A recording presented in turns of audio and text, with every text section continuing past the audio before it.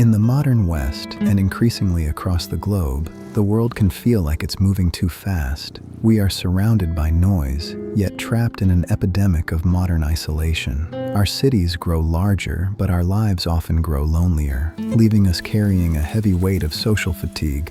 But step through these glass doors in Japan, and the chaos simply evaporates. This is the konbini.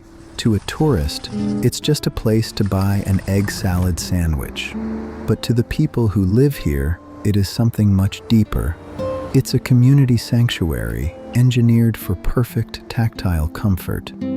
Sociologists speak of a concept called the third place, a welcoming environment separate from both the pressures of work and the isolation of home.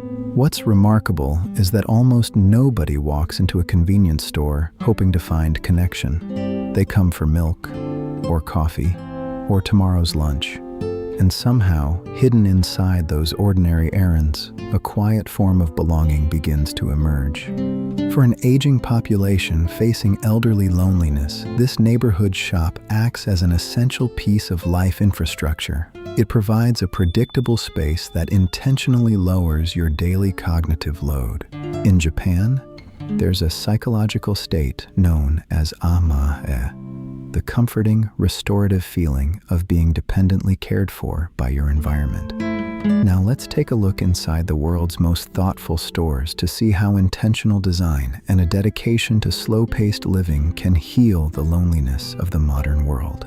Now, to understand why these spaces feel so deeply comforting, we have to look at how our modern environments are built. In many parts of the world, urban planning has forced us into a strict car-dependent isolation. We have our homes and we have our workplaces, but the spaces in between, the communal parks, the local corner stores, the vibrant town squares, have largely disappeared. We're left with vast asphalt parking lots and hyperstores, so large they feel entirely indifferent to our existence. Sociologist Ray Oldenburg coined the term third place to describe the anchor of community life. It's a place where you encounter regular faces, engage in low-stakes conversation, and feel a sense of belonging without any obligation. In Japan, the konbini has evolved to fill this exact sociological void. No government ever announced a plan to build stores that could heal loneliness. What emerged instead was something much more interesting. Thousands of small decisions about neighborhoods, zoning, walking, and daily life slowly created places where these tiny moments could happen naturally. But it didn't happen by accident. It is the direct result of a highly deliberate approach to legal geography. Japan's landmark 1968 zoning law did something revolutionary compared to Western urban planning. It allowed small-scale commercial shops to be built directly inside quiet residential zones. This means that a konbini isn't a destination you have to drive to. It's a natural extension of the neighborhood. For a mature adult or senior citizen, this completely changes their relationship with the outside world. When a community sanctuary is less than a 5-minute walk from your front door, the threshold to leave the house lowers significantly. You don't need to navigate heavy traffic or brave massive, overwhelming parking structures. You simply put on your shoes, step onto a calm street, and walk toward a familiar glow. For those struggling with social fatigue, the proximity alone removes the friction of stepping back into society. It converts a daunting public excursion into a gentle daily ritual. A third place only works if you can actually get there. And in Japan's aging neighborhoods, especially the ones where the local grocer or the corner bathhouse has closed, the konbini is often the only thing left standing within walking distance. Have you ever walked into a massive Western supermarket and felt an immediate sense of subtle anxiety? The bright, harsh, fluorescent lighting, the endless, towering aisles, the thousands of competing brands shouting for your attention.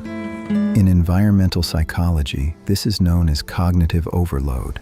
It forces the brain to constantly process unnecessary stimuli, draining our mental energy and heightening feelings of stress. The Japanese konbini counteracts this through a masterclass in emotional ergonomics and intentional design. Though small, these spaces are meticulously engineered to feel incredibly spacious and entirely predictable. The layout of a konbini is standardized across the country. Your brain quickly learns that every visit will feel familiar before you've even stepped through the door. Whether you walk into a store in northern Hokkaido or the heart of Shibuya, the magazines will always be by the front window. The cold beverages will line the back wall, and the warm, comforting food items will rest directly at the counter. This absolute predictability is deeply therapeutic. For an older adult, it eliminates the cognitive friction of searching for what they need. There is no confusion, no feeling of being lost in a maze. The physical lighting is intentionally calibrated. It's bright, but it uses a diffused, even warmth that eliminates harsh shadows. The height of the shelves is kept intentionally lower than eye level for the average person, creating a clear sight line across the entire store. You can see the front doors, you can see the staff, and you can see the exit at all times. This layout creates a profound sense of physical and emotional safety. It satisfies that deep, ancestral human need for environmental clarity. Inside the konbini, the world makes sense. It's a controlled, beautifully organized environment that demands absolutely nothing from your nervous system, allowing your mind to finally settle into a state of calm. But the true magic of this space lies beneath the surface. In Japan, these stores are legally and culturally recognized as seikatsu infura, which translates directly to life infrastructure. They are not merely retail businesses, they are the decentralized social safety net of the nation. As modern life privatizes everything, the places where humans can interact without spending significant money are disappearing. Yet, the konbini remains a bastion of accessible, hyper-local community care. For a senior living alone, a daily walk to the konbini is often their primary point of human contact. The staff are trained not just to scan items rapidly, but to observe. Because the stores are hyper-local, clerks quickly learn the faces and routines of the neighborhood regulars. If an elderly citizen who usually visits every morning at 9 a.m. fails to show up for 3 days, or if they appear suddenly confused at the counter, the staff notice. Most of those interactions last less than 30 seconds. None of them feel extraordinary. That's exactly why they matter. In many municipalities, convenience store networks are officially integrated into local elderly watch programs. This brings us back to that beautiful psychological entity, amae. Amae is often described as the sweet dependence that a child feels toward a parent. The comforting knowledge that you are surrounded by an environment that cares for your well-being, anticipates your needs, and will protect you. When you enter a konbini, you are experiencing amae in an architectural form. You can pay your bills here, you can ship a package to your grandchildren, you can withdraw money safely from a trusted machine, you can buy fresh, healthy food portions tailored specifically for a single person, avoiding the waste of massive bulk shopping.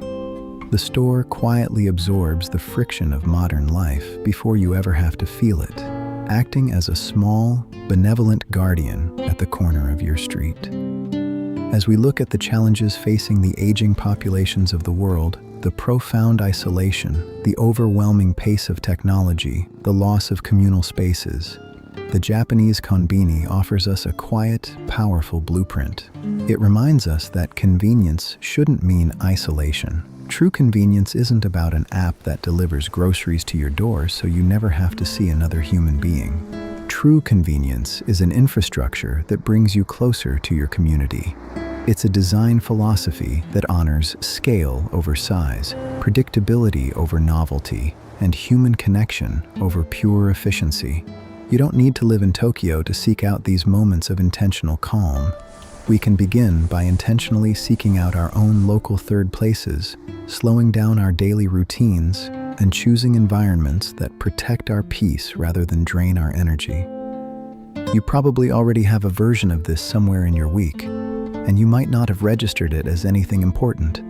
The barista who knows your order before you say it, the person at the dry cleaner who asks about your knee, because you mentioned it once, months ago, and they remembered.